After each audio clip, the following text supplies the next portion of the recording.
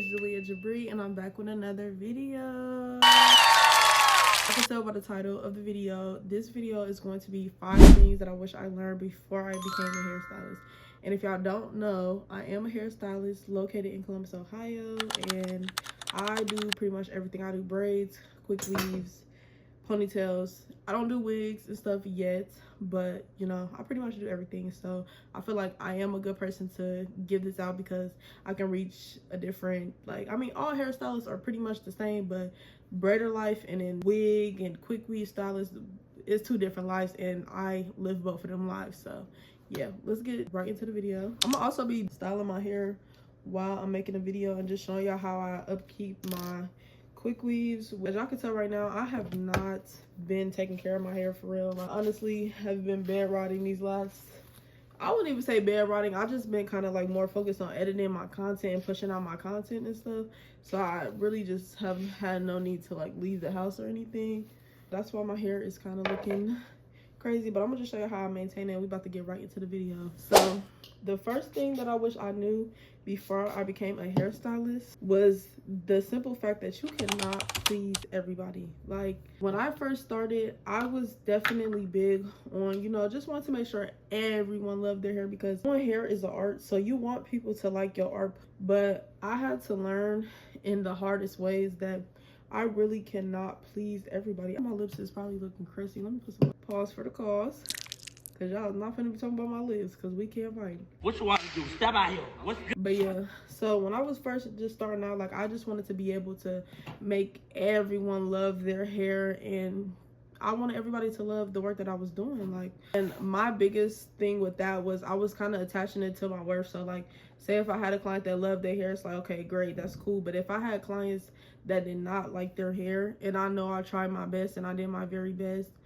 that used to hurt me to the core. Like, that used to hurt my feelings so bad. Like, and it would just make me question, like, dang, like, do I even need to be being a hairstylist if I can't satisfy my client? I used to basically like make my self-worth based off of if my clients like their hair or not, which is really not good to do, because at the end of the day, some people are just very particular and very picky. You'll have those people that want, like, say you a beginner stylist and your prices is a little bit lower. Some people will want the arrogant Tay type of look, type of vibe, but they don't want to pay them arrogant Tay prices. So they come to you as a beginner and their expectations is just like a little bit set higher, you know, whatever. And they might be expecting a certain look, but your work and your portfolio shows that you're not arrogant Tay. Like, no shade to you, because you'll get up there one day, but like, people just be expecting a lot out of people. And this is a lot with, like, when people like screenshot, like, I want my hair exactly like this. Like, I can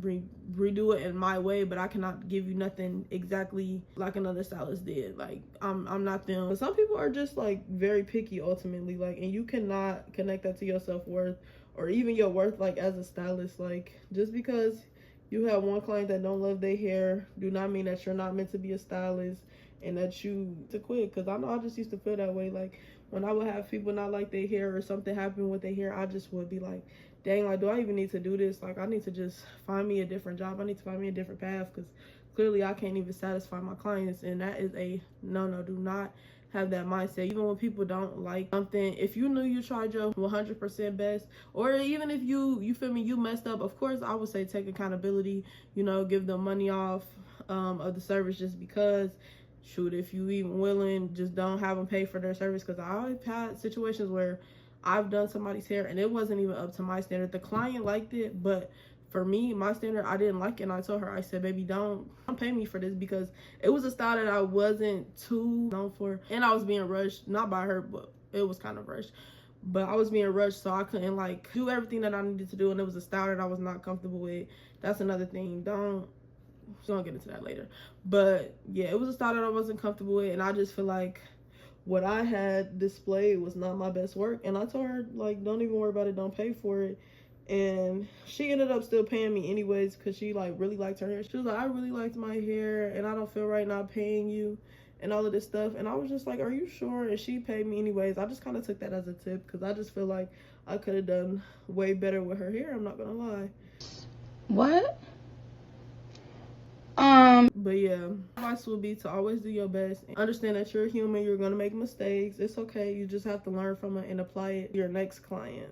That's definitely the advice that I would give, and give yourself some grace. Number 2, a thing that I wish I knew before I became a stylist is aftercare. Aftercare, after you are working, whether you're a regular stylist that do quick weaves, ponytails, and wigs, or you're a braider, but especially for braiders, aftercare for after your clients is so important. As a braider, hairstylist, you should be making sure that you have an aftercare routine for every day after you work. You take care of your body and you unwind properly, because this job, being a hairstylist, is very physically demanding, and if you do not take care of your body, it will break down on you. It will shut down on you. And I know it's a hustle thing, like we hustle, try to get clients in and out, booked up dates. But baby, you're not gonna be able to take no clients if your hand is cramping up to the point where you can't ball it up in the fist, or your feet is hurting so bad, your back is hurting so bad, you're not gonna be able to work. So you wanna make sure you're taking care of the things that's taking care of you. Clock it. Like, some things I would recommend to do when you come home after a long day of just taking a whole bunch of clients is, number 1, to do like an ice bath for your hands. I started doing this when I very first started doing hair, because I started off being strictly like a braider, and I would do ice baths with my hands. So I would get some ice cold water, I would dunk my hand in there, sit it in there for like maybe like 15 to 30 seconds, and then take it out, dry it, and then I would do the other hand. And then sometimes I would repeat it, sometimes not, because I'm not gonna lie, that cold water do be like punching. But definitely want to make sure that you're icing your hand. And I've seen people even say, like, after you ice your hand, take a warm rag and wrap it around your hand, and that like relaxes the muscles, I believe. It relaxes, or it reduces the inflammation. I'm not no doctor, but it helps. So yes, you definitely want to have you an aftercare routine after you get home from work. And I would say with the ice bath and everything, do the same thing with your hands, with your feet. And another trick that I like to do with my feet is I like to put a water bottle in the freezer, and once it's frozen, I like to roll my feet like back and forth on it, like say this is the water bottle and this is my foot. I like to do my foot like this, but you gotta like actually like put some pressure on it, but it's gonna help relieve some pressure from your foot. And you can also do it with like a tennis ball. I'm assuming anything that's like round that'll like knock them knots out. Yeah, you definitely want to make sure that you're doing aftercare. And another thing for your back, I've seen things on TikTok shop like posture, things that fix your posture. I would say invest in those, and invest in a back massager, because oh my god, y'all, my best friend, I don't have one myself, I need to get me one while I'm talking to y'all, but my best friend, her mom has a back massager, and when I would go to my best friend's house, I'd be like, where's that back massager, because I need it. And I literally used to gatekeep that thing the whole time I was over there. It used to feel so good. Like, so imagine just being able to come home, turn that on after a long hard day of work, the sleep impeccable, back feeling amazing. Because when I tell y'all, the back pain of being a stylist, it's no joke. Like, it's definitely something you have to take serious. And I feel like I've always had back issues because I got some packages in the front, you know what I mean? Big boobs. What? Me becoming a stylist and standing for hours and just working, it definitely has had an impact on my back. And also, I would say do some stretches too. Like, find you a couple little stretches to do before your clients in the morning and after you get off of work. Just stretch your body, move your body. Like, you should be doing that regardless if you're a stylist or not, but especially if you do hair, or not even just do hair, do nails, anything where you working hard and you on your feet. Do some stretches, take care of yourself, because you ain't gonna make no money if you all crippled and bunched up. Like, take care of yourself. But yeah, that is definitely something that I still need to learn to prioritize, is creating an aftercare routine for when I'm done with these clients, because you got to take care of your body so your body can take care of you, because you only get one. I'm thirsty and ain't nothing in here. What the hell, boy? Please. Why is it? I'm over it. And I was just talking. 2 hours later. Number 3 of things I wish I knew before I became a stylist: how important social media marketing actually is to your business. Let me tell y'all something. When I first started doing hair back in 2022, honestly, when I was posting my hair content and stuff like that, I was strictly only posting just so people could like see my work and see that I was like actually doing hair. I didn't want to be that person that was posting on my regular story about me doing hair, because I just felt like, I just like to keep things separate. One thing about me, my whole life I've always been a business type of girl. Like, I don't want to have nothing be all runchy and just ragged.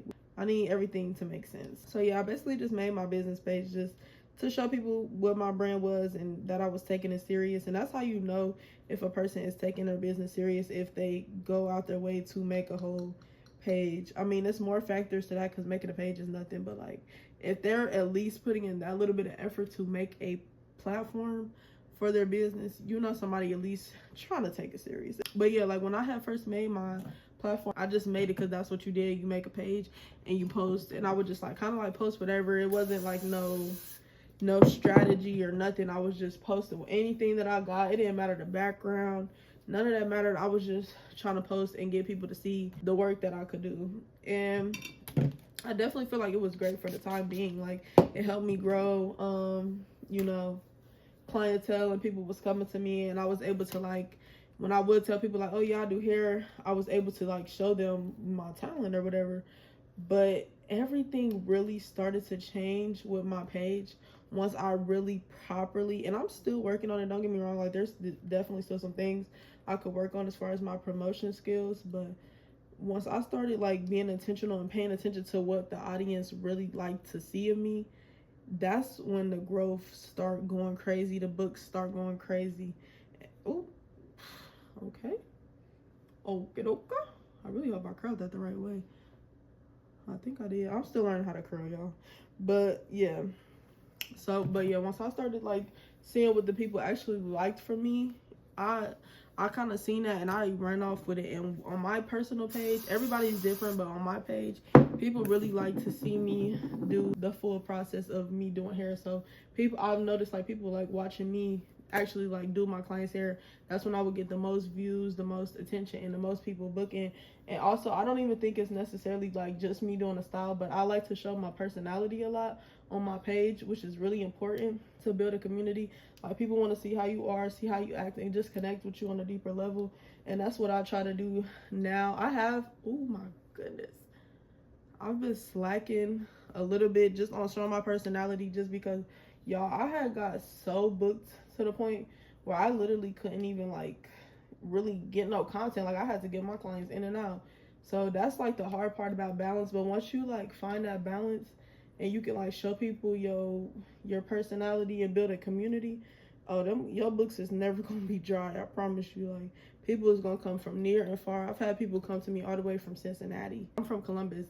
I've had people come from Cincinnati, Youngstown, girl, just all types of places. Like, this girl came to me from Philly. Like, you just reach a whole different audience when it's on social media, because like, you got to think about the people in the surrounding areas of the big cities. Like, them people, they don't be having hairstylists like that, so they be looking for people like really bad. Like, they really be like looking for people to come to. Social media is very, very important. It could take your brand from being small to something bigger than you could ever imagine. Like, just think about your favorite like hairstylists and influencers. Like, their books are always booked up, but that's because their exposure is out there. Is tea. They doing what they need to do. They making that content. They taking that time. Like, and people, like, a lot of stylists, like, they say like, oh, they don't want to be a content creator, and I absolutely understand that. And if that doesn't work for your business and your brand and just who you are, I would say don't do it. But don't sleep on it neither, because that's the way you get out there. When people know you, especially like with me, for example, I've been in Columbus for a long time, but I'm not from here, so I don't have like family that's just, and I kind of had to like get down here and like pave my own way. So anybody that I know is because of pretty much me. Like, it's not based off of like, oh, these folks know my mom, my dad, it's not like that. I had to pave my own way. I had to get people to like me for me, which honestly I'm not mad at it, because like, I don't want to be living off of my parents' clout. And honestly, if I would have stayed in Dayton, I probably would have, especially my dad. My mom too. They be knowing her too. They be knowing you too. I ain't gonna play you like that, sis. But when you don't have like that advantage of having a whole bunch of family and being known to you, social media is definitely the way to put yourself out there and get you out there more. But yeah, social media, she's really that girl when it comes to promotion and anything. Like, this social media is money, honey. If you're not using social media to make money, I don't know what you doing. Like, you kind of crazy. I ain't gonna lie. It's too many ways to make a bag off of social media. Anyways, to get a bag, the fuck you broke for? The fuck you broke for? Another thing with social media and just like promoting on there, you want to make sure like you built that solid clientele. Do not ghost your page. Like, I know I'll be seeing like videos of people be like I ghosted my page, but my clients are still booking, and that's great and all. But for me personally, honey, when I got this little phase where I was just upset and I didn't want to be on social media and I was not posting my content, my bookings definitely paid the price. It's like I was not really booking clients for real. And like people that I was like working around and stuff was telling me like to do sales and to do this and to do that. But the sales wasn't even working. And we can get into the sales a different day. But the sales was not even working for me, y'all. Like, I literally was just not, like, people was barely booking with me. Like, it was just, like, a very stressful time. And I think that's just because, like, my way of getting people is through my content. And you just can't abandon your way of making your money, like, just because you're tired or whatever the case may be. It's definitely important to stay up on it because, when I ghosted my page, I paid the price for it. When I noticed I was having the most clients is when I was on it. Like, I'm dropping videos every day. Every day y'all seeing me. That's when people coming. So that's definitely something to take into account too. Do not ghost your page. And even if you want to go ghost, batch you up some content. Save it for later to post. When you know you're about to either get super busy or maybe you're just not in the mood, always have you some content on standby to post.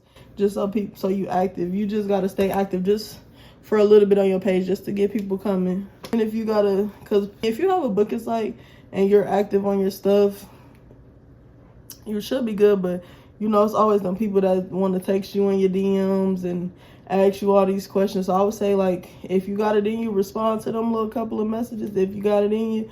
If not, they should have booked on the site anyway. So, but yeah, social media is definitely key when it comes to building a business. Like, and that's not just for hair, or beauty. It's anything that you want to do. You have to.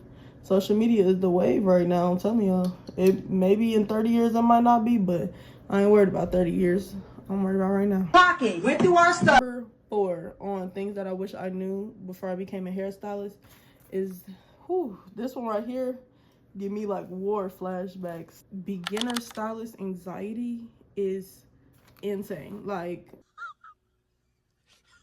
when I tell y'all, literally used to be behind my clients. What the fuck? Stop it. Get some help. Behind my clients, and they just sit in a chair.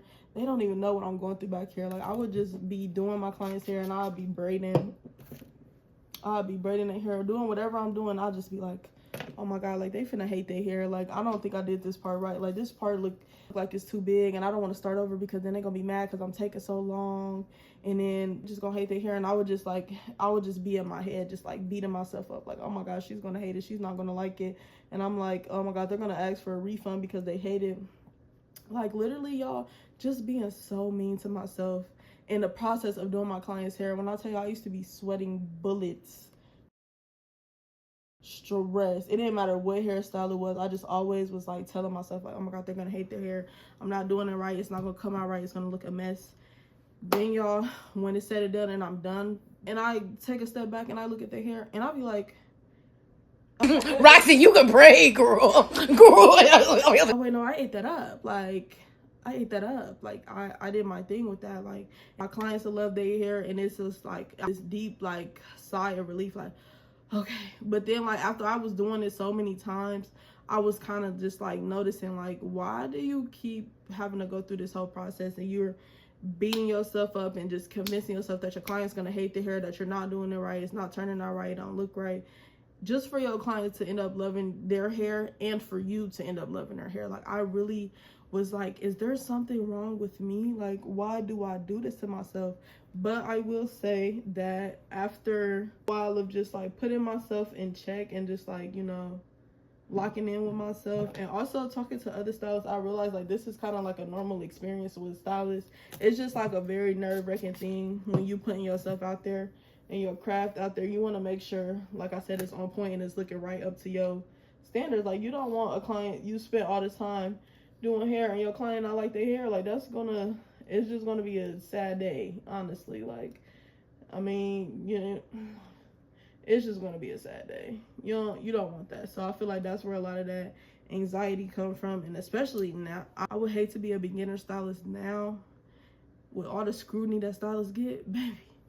Sometimes even now I'll be like, oh my god, like, please, hands up, don't shoot. Like, they'll pop off on the stylist for anything. Like, even if you is a good stylist, don't get me wrong, it be people BSing. We're not gonna get into that today, but being a stylist right now in this day and age, a beginner at that, and not being super duper confident in my work, I don't know if I'll survive, because people is just so harsh and mean these days. Like, you do one little thing and you getting bashed on social media for like 2 weeks. It's crazy. Nobody can just breathe. Like, oh, I'm sorry, everybody's perfect all of a sudden. You guys never made a mistake. My bad. That beginner hairstylist anxiety is no joke. I'm glad I am past that phase. And if you can relate, let me know. And I can, honestly, all I really did to get over it was just constantly affirm to myself, like, that I was talented and that, this is what I was meant to do, this is what I love to do. And just always kept reminding myself, like, Jalea, every time you have thought like this, you have loved their hair, your clients have loved their hair. Girl, calm down. Like, respectfully, like, calm down, like, chill out. So yeah, that is definitely a thing that was like big for me. If you're a stylist or a beginner stylist, do you experience this? If you're a stylist, have you ever experienced this, or is this just you too good to go through anything? Well, pick up the phone, yeah, talk to me, Spider. Talk to me, Spider. Okay, y'all had to switch where we was at because I was having a hair malfunction and I could not. The lighting in my room is literally terrible, which is why I'm always in here recording. Yeah, it's this little blowout look, but I think I'm about to wrap it real quick just to give it that look that I really want. I want like a light blow. Like, this is a light blowout look, but I need the blowout to be a little bit lighter. Hold on. The last thing is to believe in yourself, even when nobody else believes in you, or if the support system is just very lacking. Because let me tell y'all something. I went from having 0 clients to maybe like 1 or 2 clients a month, to having like 1 client a week, to having days where I have 4 clients in a day. Like, literally, just take your time with this. Like, and I'm gonna tell you this now, people are not going to support you in the very beginning.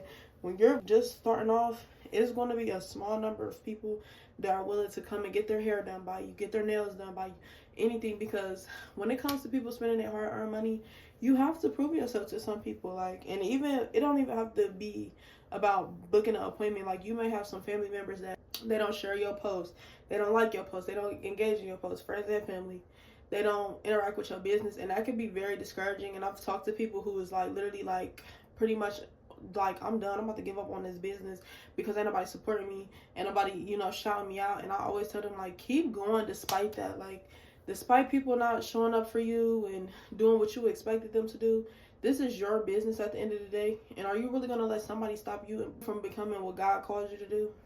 You shouldn't. If you are planning on doing that, you shouldn't do that, because this is what God called you to do, and you have to push through. I feel like nothing is worth having if you do not have to fight for it. Honest to God, I feel like some things you have to fight for. And with me, with my business, like, it was people talking about me, talking about my hairstyles, asking people, oh, why would you want to be her brand ambassador? Why would you want to da-da-da-da? Fast forward, I have more people book with me than ever in the most humble way. Like, people that was like talking about me booking appointments, I'm sure.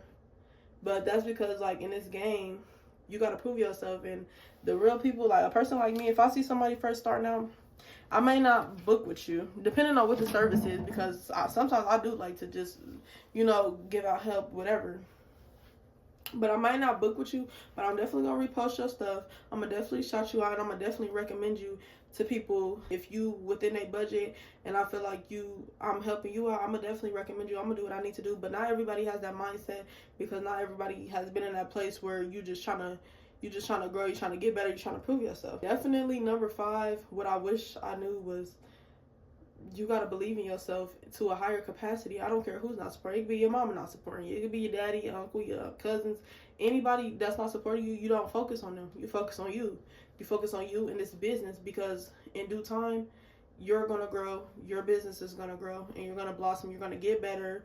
Work is gonna get cleaner. Work is gonna get neater. You're gonna get faster to a salon suite, or you're gonna get you a booth. You're gonna get you a private suite. All of that stuff is gonna come, but you cannot sit up and compare yourself to other people and worry about who's supporting and who's not, because I'm telling you now, the best support is gonna come from people that don't know you, that did not grow up with you, that don't know this new version of you that you're becoming. So definitely believe in yourself, give it time, and just enjoy the ride.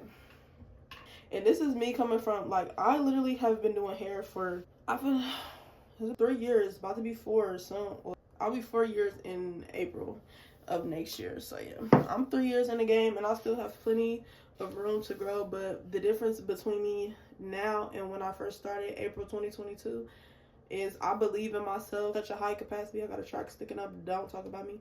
But I believe in myself in such a high capacity that I'm not worried about what people have to say about my business. I know there's certain things that I can work on, and I know that there's certain things that I'm really, really good at. It's other things that I want to try within my business, and I believe in myself to be able to get that done. And I would definitely advise y'all to believe in yourself too, because if you don't believe in you, girl, who gonna believe in you? How you gonna convince people to believe in you and you don't even believe in you? Like, make that make sense. And make the sense make that.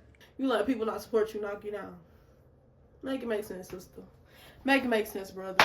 Come on, like, what are we talking about? See, this is what I be liking. I like when the curls be like giving, like, it's low key. I'm getting better with my layering, y'all, because it's kind of giving cash doll a little bit.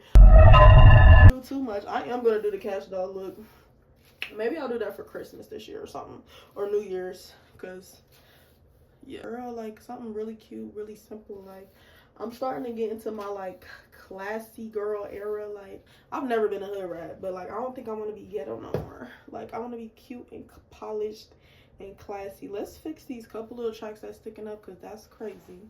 Actually, I'm gonna fix the tracks off camera so I can close this video out. If you are an entrepreneur in any sort of way, you don't even have to be a hairstylist. Whatever you're doing, keep going, believe in yourself, listen to these tips. I'm still new to the advice videos, but I hope I made it clear for everybody to understand, and I hope that y'all keep going with y'all businesses, keep winning, put God first, and believe in yourself, and you got it. The recipe already made, you just gotta cook.